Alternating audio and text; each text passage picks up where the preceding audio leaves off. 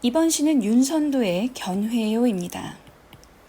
이 시의 창작 배경과 제목의 의미, 자연물에 반영된 화자의 정서를 파악하고 시에서 볼 수 있는 화자의 가치관을 확인해 봅시다. 윤선도가 30세가 되던 해, 그는 당시의 세력가였던 이이첨의 횡포를 탄핵하는 상소를 올렸다가 함경도 경원지방으로 유배를 당하게 됩니다. 그곳에서 부르는 노래가 바로 견회요이죠. 견회란 시름을 쫓다, 회포를 풀다 라는 뜻으로 견회요는 시름을 달래는 노래입니다. 슬프나 즐거우나 옳다 하나 외다 하나 내 몸에 해올밀만 닦고 닦을 뿐이언정 그 밖에 여남은 일이야 분별할 줄 이시랴.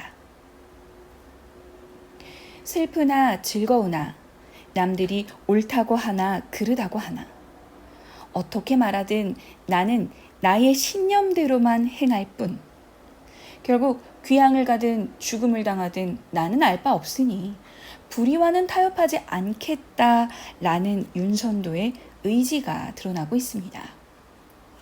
여기서 내 몸에 해올 일은 우국충정으로 나라를 생각하고 행하는 일을 의미하고요. 그 밖에 여남은 일은 사람들의 평가나 세속적인 일 혹은 자신의 안위가 되겠죠. 이런 것들 근심 걱정하지 않겠다는 의지가 잘 드러납니다. 내일 망령된 줄 내라 하여 모를 순가 이 마음 어리기도 임위한 탓이로세. 아무가 아무리 일러도 이미 헤어 보소서. 이 수에서는 첫 수에 이어 작가의 결백한 마음이 좀 더 강하게 드러납니다. 자신도 집권 세력을 고발하는 상소를 올리는 것이 망령된 일이라는 것 이미 알고 있었다고 이야기하죠. 하지만 이렇게 어리석은 행동을 한 것도 모두 임금을 위한 충심에서 비롯한 것이므로 자신은 결백하다는 안타까운 마음과 함께 다른 사람이 아무리 헐뜯는다고 해도 임금께서 자신의 마음을 헤아려 주기를 바라는 마음이 잘 드러나 있습니다. 추성 진호루 밖에 울어 예는 시내야. 무슨 홀이라 주야에 흐르는다. 임향한 내 뜻조차 그칠 위를 모르나다. 추성은 화자가 유배당한 한북 경원의 성입니다. 진호루 곁을 흐르는 시냇물을 보면서 화자는 임금을 떠올리고 있죠. 끊임없이 흘러가는 시냇물이 울고 있다고 표현한 것은 자신의 마음을 몰라주는 임금에 대한 안타까움과 시적 화자의 고뇌를 의미합니다. 무엇 때문에 주야의 밤낮을 가리지 않고 흐르느냐? 라고 묻는 것은 임금께 쉼없이 그리고 끊임없이 흐르는 시냇물처럼 계속해서 충성을 다하겠다는 심정을 표현한 것이죠. 시내의 감정이입을 해서 자신의 마음속에 담긴 감정을 절실하게 풀어낸 것으로 임을 향한 변함없는 충절을 잘 나타낸 시입니다. 외는 길고 길고 물은 멀고 멀고 어버이 그린 뜻은 많고 많고 하고 하고 어디서 외기러기는 울고 울고 가느니.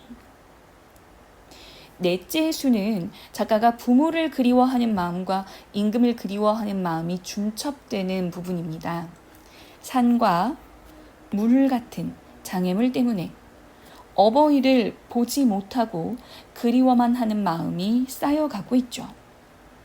이때 슬피 울며 가는 외의 기러기는 어버이를 그리워하는 작가의 심정을 나타내는 존재입니다. 유배지에 격리되어 어버이를 가까이 모시지 못하는 것에 대한 안타까움과 그리움이 잘 드러나고 있죠.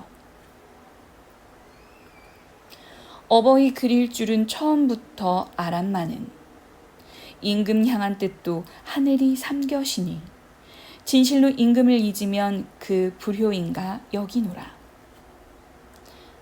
앞서 사수가 부모를 그리워하는 마음과 임금을 그리워하는 마음이 중첩되어 있다고 이야기했었죠. 그 내용 생각하면서 오수를 확인해 보세요.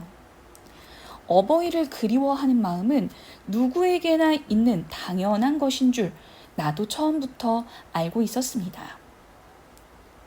그런데 임금을 향한 뜻도 하늘이 내린 것이기 때문에 이것은 두 개가 같다는 것을 깨달았다고 이야기하죠.